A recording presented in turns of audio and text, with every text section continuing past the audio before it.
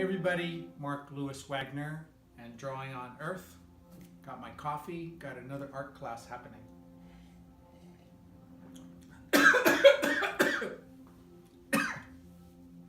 That's funny. So today we're going to make a mess. And this is one of the earlier beginning painting exercises in this program that I'm doing, teaching in summer school, community college.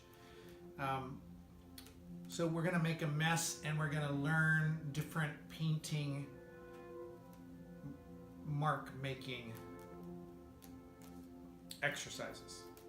So what you're going to need is 2 boards. I have some masonite, whatever you want to paint on. You're gonna paint one black and one gray. Magazine, we'll tear out some stuff. A wax paper palette for paint. You're going to need black and white paint. I just have black here. Brushes are going to be, you might need a big brush and then like kind of different sizes. So I've got a big, medium, and a small, and a pencil. And what we're going to do is we're eventually moving into this thing where we're going to move into values after we start making a mess. So in the beginning, we're just going to be making a mess and experimenting, putting paint on, taking paint off, scratching, scraping, and then we'll start moving into values. And then that turns into an imaginary animal and plant project has our values of a gradation and or some more. This one's got gradations, and then this one is based on more of the steps. So we're going to be mixing values. So we'll talk more about that. Okay, those who are working on some composite board or masonite, I always sand it down, get my edges down so it's easier to handle. If it's shiny masonite, you're gonna take off the shine so that the paint sticks to it. So this is already easily painted. I have a gallon of paint here, so it's just Home Depot, anybody's paint, and it should be a little grayer, but this is fine. And so gray compared to white is just much better. In a rule of thumb, I don't use white at all. So the white gesso, it's about being able to have a medium value or some type of something that's darker than white, so that when you put white on it, you can actually see it and work with it. It's actually, I call it controlling your whites. So what I'm doing now here is I'm getting around to all of my edges, just really simply and fast. And I have a board or some type of sheet that I can get paint on. That's the main thing. So I've got this. And then what I'm going to do is I'm going to put enough paint on the front that it's never like thinned out. It's solid paint. I got a bunch of paint on there. And if it's got flecks from the paint jar, that's fine too. Then what I'm going to do is I'm going to unify the field, or I'm going to tilt my brush down sideways a little bit, and then I just lightly go over everything. Now you could do this a couple different times, a couple different ways. Anything that's big and sticky I take off. You could also turn it again if you wanted to. Or if you were, and see how light I'm going? Or you could let it dry and do it again. Okay, so let's see how this goes. After it's dry, you always want to look at it and sand if there's anything that needs to be sanded. You can feel it if it needs to be sanded. So now what I want to do is grab 2 pencils, and it's all about making marks that you're not usually used to. So most artists mostly just paint. They kind of get something down, or they just paint in it, in a space. So we're going to play all around. So this is the best way to hold a pencil is like this. So you can go all the way around it. I'll do another class about pencils and things. But I'm going to do this thing called a spaghetti line drawing.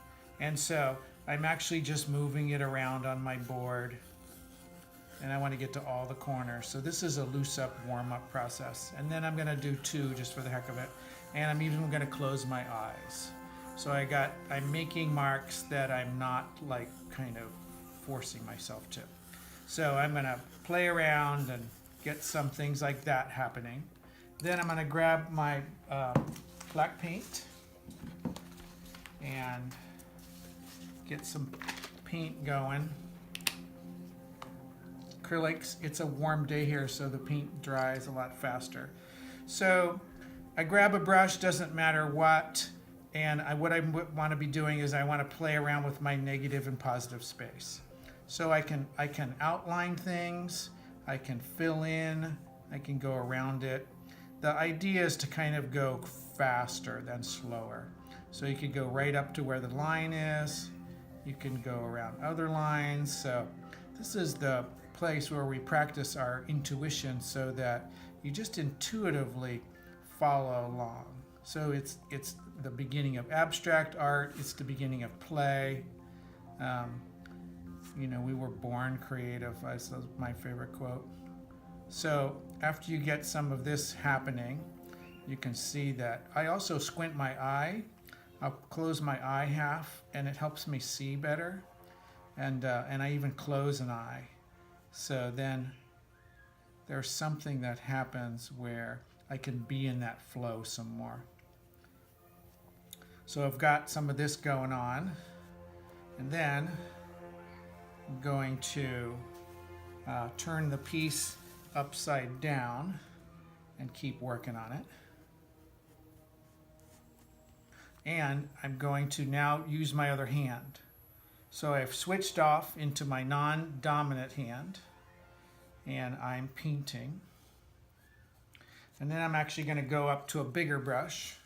So this one's probably too big at the moment, but it's fine. So then I'm blocking around this way, just playing around with my space. And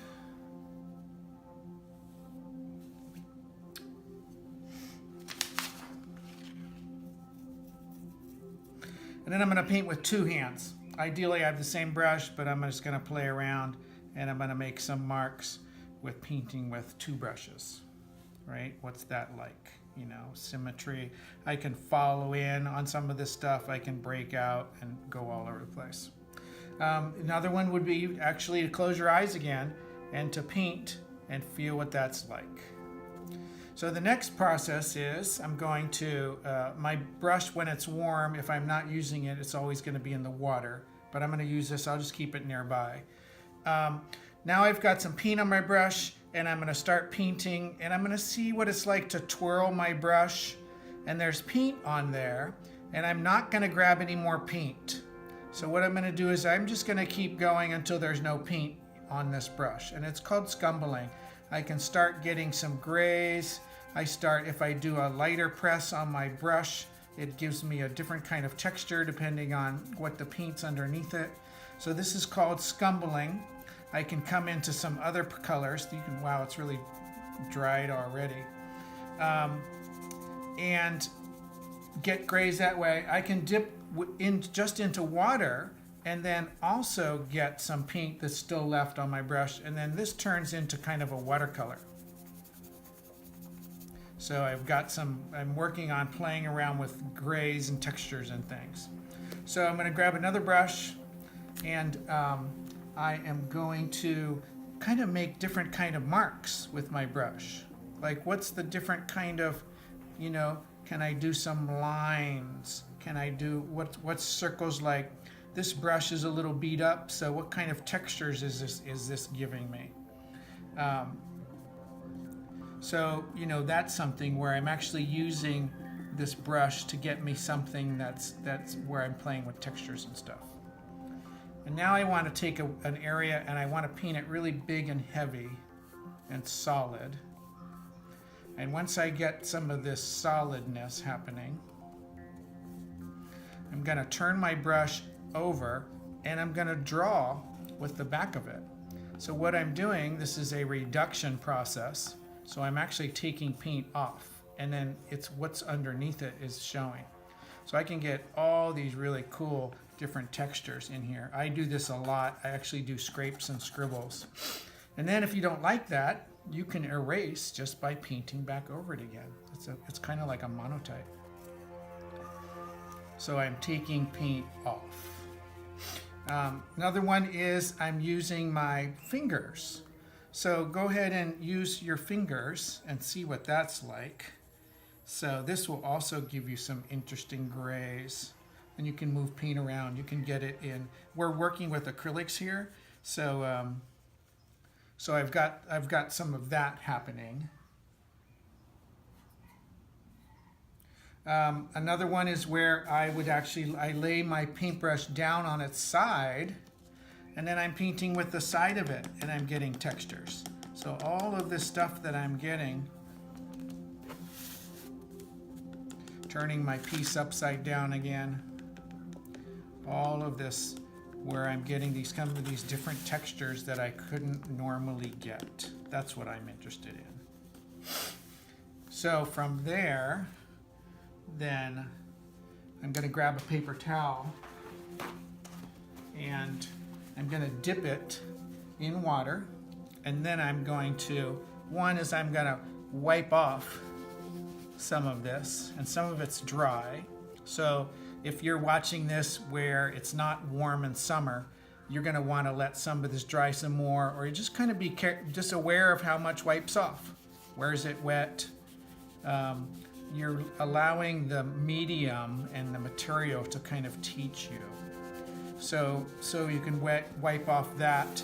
I can also put my paper towel actually in the black paint and get some values happening that way. So this is like I'm glazing. There's a glaze that's happening here. So I'm coming in and I'm getting rid of mostly, now I only have a couple little grays. So I'm controlling some of my lights. Now I can come back in here with a wet paper towel and even get more off.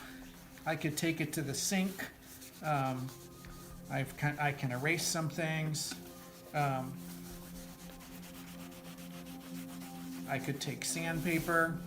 So now I've got a piece here, and I'm going to add, I'm going to come in and do this splattering technique. So by splattering something, it's going to bleed. I'm going to do this. So I've got my paper towel now. Now I'm going to wipe it all down. So the splattering, take my brush, and then I'm gonna water down my acrylics. I'm gonna water it down even more. I'm gonna get it so that it's nice and drippy. Now I can either, let's see if you can see this. I can either now I've got a lot of wet paint on my brush. I can go back into the water and just let it drip, which is great. Actually, that's a really good level of it. And then I can splatter it off of something. So I can actually control my drips pretty heavily. This is where you're going to make a mess, and it's going to get on you and everything else that's near you. So I'm dripping here. That will give me a whole process. And then I'll let that dry.